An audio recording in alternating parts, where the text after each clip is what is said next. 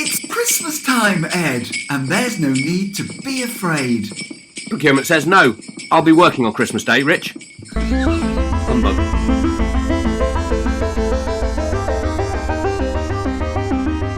Welcome to Procurement Says No, Episode 8, the Christmas Special. Hello, Eduardo.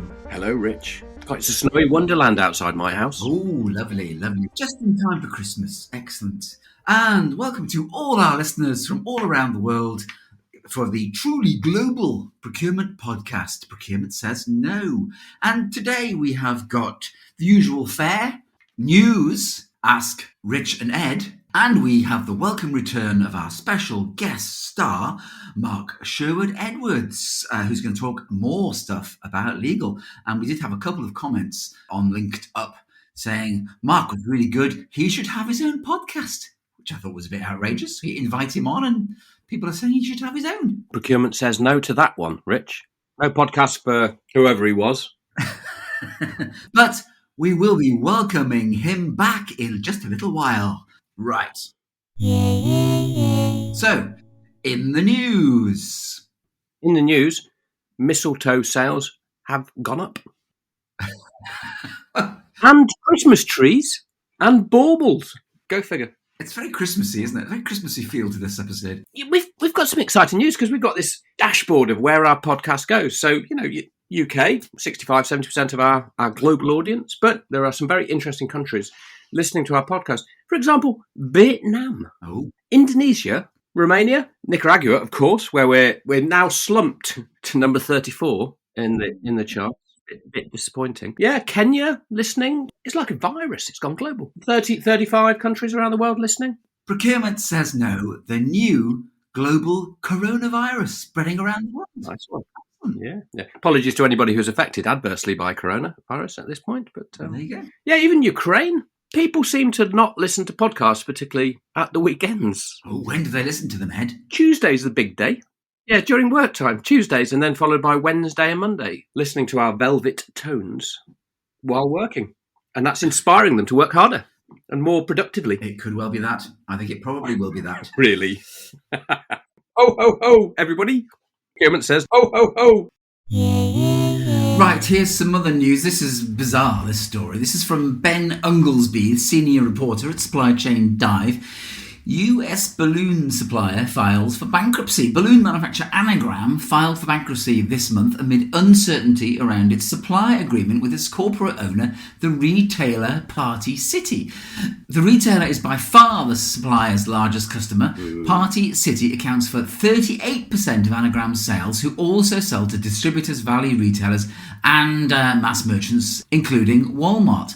Party City filed for Chapter 11 earlier this year, though it didn't include the Anagram subsidiaries. In May, Party City moved to cancel the supply contract with Anagram through the Chapter 11 process. Anagram's chief restructuring officer, said the move has put additional pressure on Anagram's operation and its own restructuring negotiations. Under the original contract, Party City would have had to pay $40 million in termination fees if it backed out of the supply agreement, which dates back to 2020. In Anagram's press release announcing its redundancy, the company said it continues to support Party City as a valued retail partner. In 2021, Anagram's revenue went through considerable growth, while its operating profit more than tripled. The lion's share of Anagram's products today are designed as helium balloons, a business that became financially vulnerable amid helium shortages in recent years. What sort of crazy story is that? That is utterly bizarre, Rich. That's So we'll go bust and go into bankruptcy, and we'll leave one of our divisions out of bankruptcy, and then we'll cancel our contract with them in order that they go into bankruptcy, but cleverly avoid a 40 million fee with their own subsidiary. What? I bet you there's somebody sitting in the background making a lot of money out of that situation. Yes, I think there probably is. So, any news from you, Ed? Yeah, I've got a few little snippets. I've talked about this before, that CAPS, Centre for Advanced Procurement Studies or Purchasing Studies. This will link into that episode that we keep on talking about recording, but have never recorded, around jobs and procurement people and recruitment and all that sort of stuff. So CAPS have just released a little survey talking to the reasons that sourcing and procurement employees voluntarily leave their company. The number one reason was limited career growth opportunities, which is a topic in itself, really. Quite often people struggle to branch out away from procurement or maybe into supply chain, but not into other areas of the business. So second is non-competitive compensation, age old that is really. And then the third one was personal and family reasons. Yep. Probably no surprises for listeners there, perhaps. Oh, I'd have thought hate your boss would have been up there, actually. Yeah, that's quite surprising, isn't it, really? No, hate the boss. But maybe that's limited career growth opportunities. Perhaps that's a euphemism for I hate my boss. No, hate the boss. Also in Supply Chain Dive, Whirlpool on track to reduce $800 million in costs via procurement tactics. This is from Alessandra Salgado, staff reporter. The home appliance company adopted procurement-based strategies to mitigate risk of supplier-driven disruptions in 2021. For dual sourcing, the company assessed geopolitical instability, natural disasters, and supplier-related issues. Evaluating these issues provided the company with insight on its vulnerabilities and where dual sourcing could be beneficial.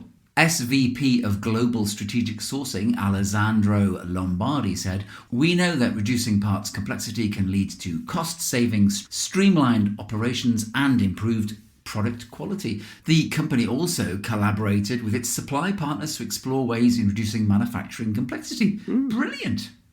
It all goes full circle, doesn't it? I read some stuff a couple of years back, global supply chains, and a move away from sourcing at great distance and bringing stuff in more locally. And the second, dual sourcing scenarios where you have a source near to you in country and then an offshore source or nearshore source. So if you're in the US, that might be Mexico. For the UK, for example, that would be some in the UK and maybe some in somewhere like Slovakia or Eastern European countries where the labour rates are lower.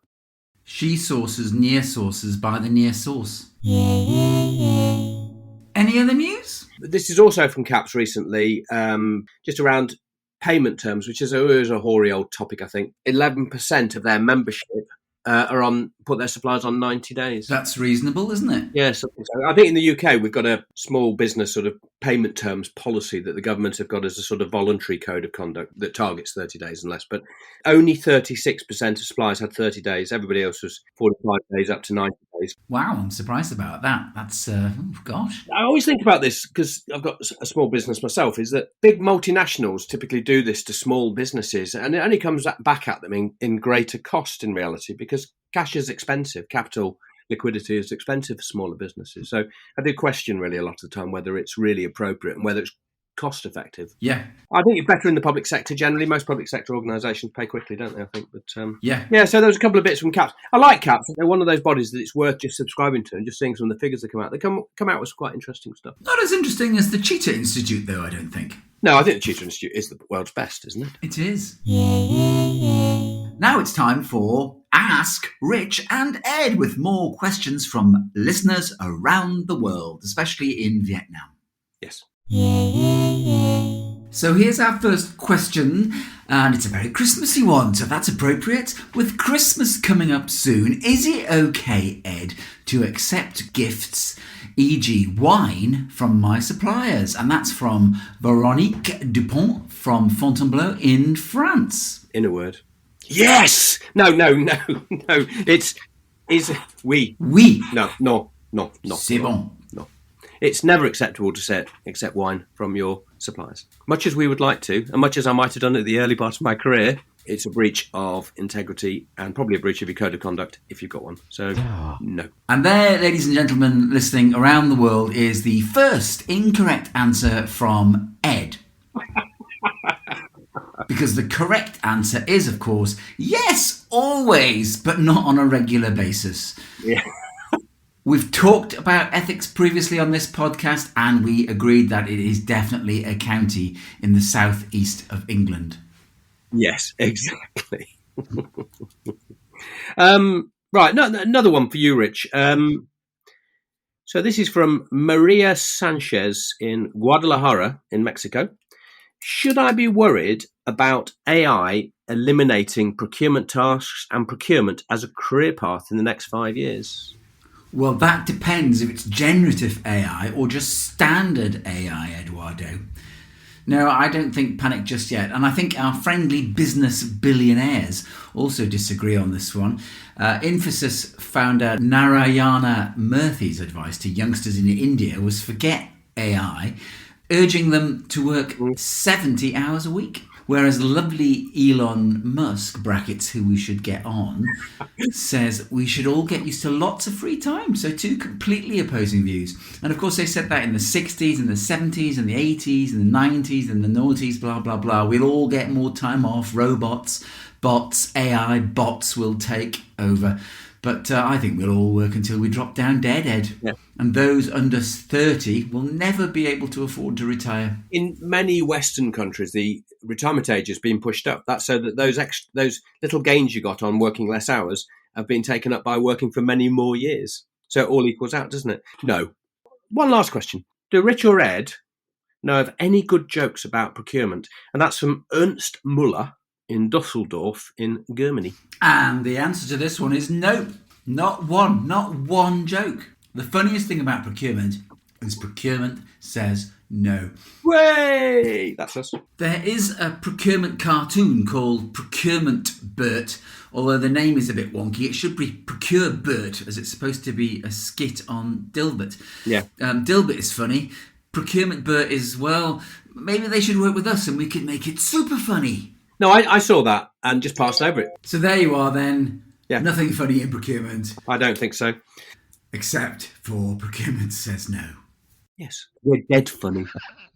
And now it's time to welcome back our special guest star and expert barista. It's Mark Sherwood-Edwards. Welcome, Mark. Hello. Hello. Glad. I'm very honoured to be invited back. Can you imagine being asked back for another episode? Who knew? So last time we talked about some basic legal principles. This time we're going to talk a little more about how procurement and legal work together, and specifically we're going to talk about SaaS contracts. So Eduardo, do you want to kick off? I'm just a bit disappointed you didn't mention that Mark's a barista. Oh yes, sorry, yes, just waiting in the green room there. Mark has made us both a beautiful cup of coffee. Yeah, there's cappuccino, it has sprinkles and everything. Yeah, well, it took me a long time to roast those beans, so I hope you enjoyed them. I think you could be on every episode, Mark. I think maybe we could start, Rich, with just asking about procurement and procurement's understanding of the law. So, Mark, so what do you think of the procurement folk that you've come across? Do you think that procurement teams, people get and understand the law? The law? And contracting? On the whole, yes. I mean, I think most of them are focused on just getting the deal, right, on the price. I'm much more, actually, what's in the price, you know, what risks are included, all that kind of stuff. Some areas, it doesn't make that much difference if you're buying widgets and stuff. But for some things, which is more intellectually property-ish, what you actually get for your money is much more of a variable than it would be with a widget. The definitional contract side can be quite important. Yeah. And how do you think the legal function, if you like, in a business should be organised with regard to procurement? Because I've seen all ends of it. Some businesses I've seen where the procurement people to pass over every contract to the legal function, and the procurement people just sort of pay no heed of what's in the contract because they think they can hand it off to somebody else. And then in other business, I've seen it where basically you perhaps just got a company secretary. There might be one legal voice in the business, and it's all left to procurement. I know it's going to be horses for courses. But what are your thoughts on the sort of optimal play? Right. Here's the problem, right? Legal is very risk averse by training. You know, they probably say, oh, right, procurement, you can handle contracts below a certain level that are involvement, but they set the level quite low, 50K, right? The net result is that your procurement resource gets tied up on low value contracts. They don't spend their time on high value contracts. So the opportunity cost is huge and the kind of misallocation of resources. Problem also comes that the way that lawyers are trained is, if you remember kind of quadrant diagram between an axis, which is urgent on one and important on the other, lawyers always go to the urgent. Whatever people ask me, I'll do that next, even if it's not the most important. So putting in place a really efficient, intelligent contract legal process for procurement, taking a step back, if you're a buyer, the buyer side risk is very low. If you're selling parts of a factory, You deliver the parts, they're defective, the factory goes down, and let's say you sell the parts for 100 quid. The factory goes down for 2 weeks. You're liable for those we discussed last time. You're liable for the damages. You haven't got limitation liability. You're liable for all the damages. If you're a buyer, generally speaking, your only obligation is to pay the money. Let's say your same deal, your obligation is to pay 100 quid. You didn't pay 100 quid. That's a debt. There's no damages claim. Your obligation is to pay 100 quid. So you don't have this unlimited, no stop loss kind of liability. Your liability is just to pay the price. Maybe a bit of interest, maybe cost of recovery. Provided all you're doing is buying and you're not promising to do other things in the contract, actually it's pretty low risk.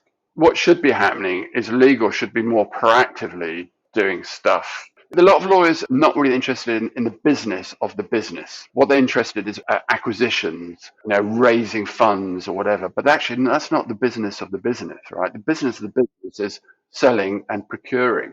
For some reason, what lawyers consider glamorous and attracted to is those things which aren't really part of the business, like buying and selling companies. More strategic things. Yeah, well, whether they're strategic or not, you get a less intelligent business than it should be because... But I guess the buying of widgets is less interesting. Yeah. Where do you think that balance is between procurement and legal? Is it typically a good relationship? I would say it's polite but not very healthy. I think the procurement got over respect for legal in some ways, right? Because in the end, legal is just another service supplier. I think procurement people look on legal people as really clever and stuff, and there may be some procurement people will be a little bit intimidated when procurement people. I don't know what Rich thinks here, but I think when you're talking to lawyers, particularly early in my career, you are a bit intimidated because these clever people, very logical. You're a bit cautious in dealing with lawyers, I think. I don't know what you think, Rich. You see, Ed's always had that problem, whereas I haven't had that problem, Mark. So that's obviously an Ed thing. So moving swiftly on, next question. Have you ever had a circumstance where you've given what you thought was really great advice, which was then largely ignored, and then that led to major problems? No. And I don't know it's because I haven't given spectacularly good advice or whatever, but mainly people have followed. They listen to you, yeah. Yeah, I'm part of it. So, I mean, I've worked a lot with procurement, but also with CEOs and so on. One of the things that, if you're talking you guys will know the C-level people, which you clearly are, you can't give them too many things to worry about, right? Yeah.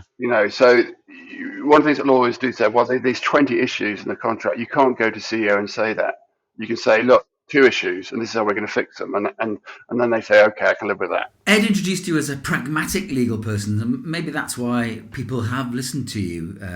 I've had examples with an in-house legal team that was so spectacularly risk-averse that it just wasn't worth asking them, because you always knew you were going to get the most ridiculously risk-averse answer. You don't get out of bed, don't leave the house, you might die. And that led to a lack of credibility, I thought. Absolutely. But also the thing is, there's 2 different situations. There's a startup and existing business, right? A startup, you don't know what your risk profile is because you haven't been there. Once a business has been established for 3 years, 5 years, you know what your risk profile is. You've been in business, 20 years. So look at the last 3 years, 5 years. What's gone wrong? What's bitten you in the bum? And that's your risk profile. And if nothing's gone wrong, then relax a bit, right? It's not that risky. You're not in that riskier business unless there's a tectonic shift or some sort. But in the normal scheme of things, then you're not that much at risk. Which sort of brings us on to SaaS contracts, on-demand software contracts. Bearing in mind a lot of the companies in this space are US. Yeah. One is, do procurement people get it? And how do you get round, the Microsofts of this world and others, Oracles, and who just force their terms down your throat with no negotiation? What are your thoughts there in terms of how you deal with that? Well, you can't with Microsoft and Google and that lot. You don't even bother to try. I mean, if I was representing Microsoft and deal with Google, I probably would negotiate. But for most people, just don't bother. It's just not worth the time. It's hard enough working out what their contracts say because most of them are built in kind of layers online, right? So you have to kind of follow the rabbit trail till you get all the documents to make up the contract. But if you're dealing with more people who are more that you can negotiate with, if you're UK based and your operations are in the UK, there's an argument for saying, well, actually, if it's a SaaS contract, it should be subject to the law of England and Wales, because actually that's where everything is happening. And sometimes with some big American companies, you might have to concede it's subject to the law of California or subject to the law of Delaware, right? Yeah. But it just comes into, if you're doing this really sensibly, it's a price point. How does it affect the margin I price my margin a certain amount of risk. I'm now increasing my risk by going to the courts of Delaware. How much am I increasing my risk?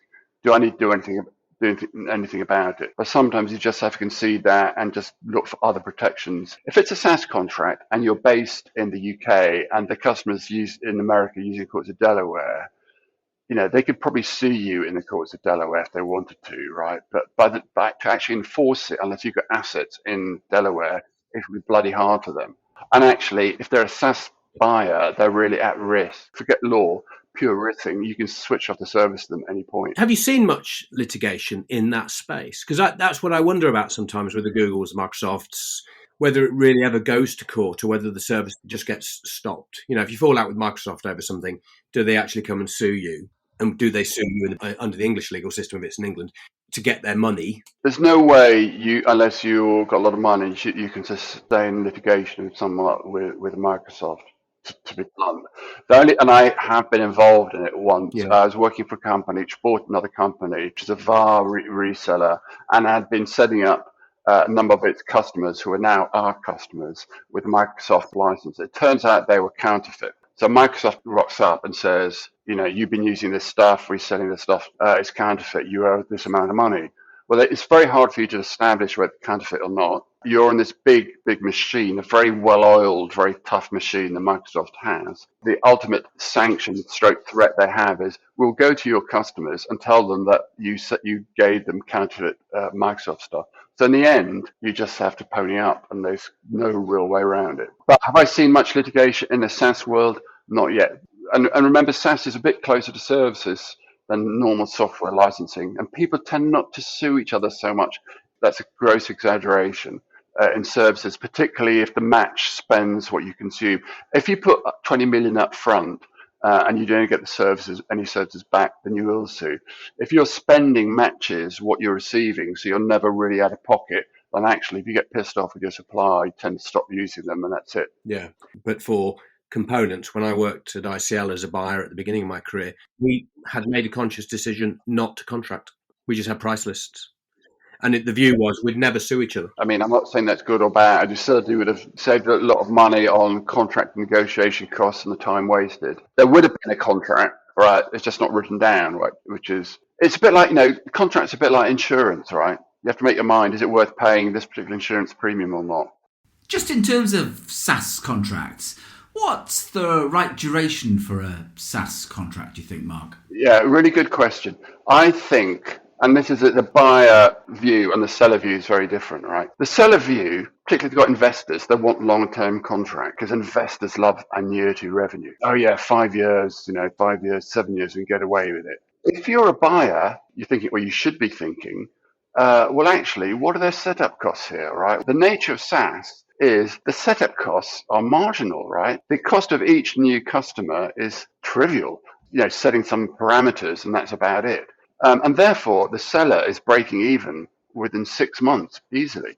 I kind of think, why does anybody sign up for a 3-year SaaS contract or a 5-year SaaS contract? It makes no sense. I'm not sure it makes any sense from the seller's point of view either, because typical outsourcing contract, let's say minimum 5 years, 7 years. Right up to signed contract, everyone's on the best behavior. You sign up 12 months, a honeymoon phase. Then you get the kind of 3 to 4 years of neglect. Then you see, oh my God, the renewal's coming up. Then you go back into the honeymoon phase, and it's too late, right? And the buyer's pissed off and never do business with you again. I think locking people in, customers in, is very dangerous for the culture in a company.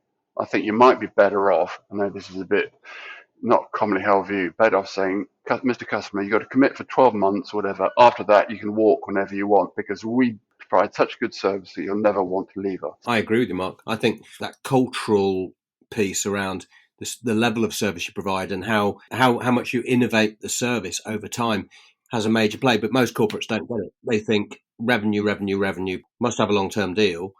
To your point, if you just said you can cancel me at a week's notice at any point, you're always on your mettle, you'll always give a good service and you'll think about innovating it, but it doesn't fit the strictures of the way in which businesses operate with certainty around revenue. When SaaS was first came through, the concept was you just sign up on demand, basically, I think, for a lot of services. Most software companies work, even though they say it's SaaS, it's minimum 12 months, isn't it? Do you get the general sense, Mark, that procurement people understand how to use the buyer's negotiating power in some of these things? Well, that's a really interesting question. And this is really quick. This is 3 phases of the contract. There's from you've never heard of the supplier up till they're the preferred vendor. Then there's a signed contract, and then there's post-contract. So up to preferred vendor phase 1, preferred vendor to signed contract phase 2, and signed contract then that is phase 3. All your negotiating power as a buyer is in the first phase. As soon as someone is a preferred vendor, you've lost all your negotiating power. I'm presenting it as like a one-off, but actually that drift from we're talking to them to preferred vendor can happen over 3 months. And as a buyer, it becomes increasingly hard to walk away from. Public sector procurement does its best. They just say, here's a contract, it's on these terms or it's not. And I think more buyers should be doing that. So you've pre-negotiated everything. It makes your life. You've pre-negotiated everything at the point where you've got maximum negotiating power. So to that point, Mark, I think this is where a lot of procurement folk get it wrong, in my experience, is that they don't tender the contract terms. So what happens is you tender the quality, the service, what the product is, etc. You tender the pricing piece and the price breaks and however that shapes up. They leave the legal agreement till afterwards. At which point, too late. Yeah, it's too late. You have to tender the key contractual clauses. Always put the terms in the front. It's a double whammy, right? Because I reckon the drop-off from pre-preferred vendor to preferred vendor negotiating power is from 100% to about 20-25%. It's a huge drop-off. You're going to have to negotiate this stuff anyway. In terms of time spent, if you negotiate it when you've got 100% negotiated power, they'll just say yes to about everything, and it'll be quite quick. If you do it when you've lost negotiated power, they won't say yes to everything and be quite slow. So you've got to go through the same hoops. So make it in mind, do you want to take this fast, advantageous route, or you want to take the slow, least advantageous route? So that's a tick in the box for public procurement. First time ever. Best practice, doing the legals up front. So we have one last question for you, Mark, which is from one of our avid listeners, a guy called Gary Mander, who I think is from EY, and he would like to understand your view on AI products entering the legal space. More of a threat or an opportunity? I tell you, I saw the latest ChatGPT thing. Get all your documentation, maybe you wrote a book, you feed it into the ChatGPT, and then let's say your book is education for teenagers, right? And then you've got an app which answers your questions at education and teenagers. Woohoo! Will it make a difference? Probably yes. I mean, AI is already doing stuff at a big scale. Like if you've got 1,000 documents to read, right, you feed it to the AI machine, right, and it does it in a couple of hours, and it's maybe more accurate, less accurate than humans. Humans get bored and make mistakes doing boring stuff. In terms of judgment of things, I'm not sure AI is quite there yet. In terms of negotiation of stuff, I'm not sure I'd use AI, because just getting the input into a live negotiation from AI would be quite hard. I'm giving the same answer that anybody in the kind of professional services knowledge worker would kind of give you, where you could see there's things where it's going to help, but you don't quite know to what extent and how much. Yeah, and I think we've talked about that before. If AI was negotiating with AI, it would either be a fantastic result or it would be Armageddon. We can't predict which one it would be. Ed? The sky would be on fire. Indeed. Yes. I have the same thought about AI. We were talking in our previous episode, Rich, about generative AI, which is a sort of creative end. But my concern in contract negotiation or price negotiation or broader procurement negotiation is I struggle a bit with how two computers would duel, how they would fight it out. Wouldn't they just get to a complete compromise, regardless of scale and power? Whereas typically in procurement negotiation, if you're buying and you're the bigger organisation, you know the supplier wants it more. We're missing the power play, yeah. Yeah, so maybe that will get built in. Maybe we just don't understand AI well enough, I think. I certainly see a lot of power in what Mark mentioned about contract lifecycle management solutions in the legal field and in the procurement field, and they sort of overlap in many respects, where it allows you to build contracts and analyse contracts and compare them, because then you almost get to like a contract factory, don't you? Sometimes glancing through all of the contract, your point about not reading it in detail, think about the key clauses and what you want, and then having a look at it, is that you get an appreciation of the whole document. Whereas when you've got a CLM looking at it and redlining things, does that mean you lose the bigger picture and you're just looking at the minutiae? Well, I think it's something we talked about the previous episode about the wood from the trees, understanding what's important to you in the contract, what the important bits are. You can have contracts where you actually, as you develop them, you're picking from clauses, right? And that means that the reporting about each contract is much more effective. It's because it's done in real time, and I think those can add a lot of value. The short answer is you can see stuff be useful. You're not quite sure how much or how far yet. Yeah. It's not road tested, is it? I think. Great. Well, thank you very much, Mark, for all that insight. Probably the most informative Procurement Says No so far. So thanks again. Well, how can you say that after all our ramblings in previous ones? I think they've been highly informative, Rich. Oh, I think this one's an award winner, Ed. And for our listeners, how do they get in touch with you, Mark? You can find me on LinkedIn or Clearview Legal. Send me an email at msc@Clearview Legal. If interested in SaaS stuff, then go to contractology.ai. I'm putting together some online courses. You can register and I'll let you know when they're up and running. Yeah. And one last question, Mark. Legal Eagle or Legal Beagle? Can we leave that to the AI to work out? Thanks again, Mark. Thank you. Pleasure. Excellent. So, next time, Ed, what are we going to talk about next time in episode 9? I've long been an admirer of Peter Smith since he worked at Spend Matters, and now he runs Procurement with Purpose.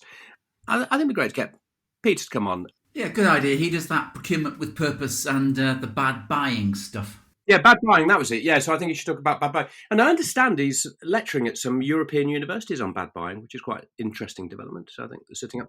And then I think, as well as Peter, I think we'll get Elon Musk. I'm with Elon that we shouldn't have advertisers. No. And we also said we'd try and get Tim Cook as well. So Peter Smith, Elon Musk and Tim Cook, we'll try and get them for episode 9. It may well end up just being Peter Smith. I think we get the triumvirate onto the show. I think they'll be dead keen given how popular we are in Vietnam. Thanks again for listening to episode 8. We'll see you all next time. In the new year. Ooh.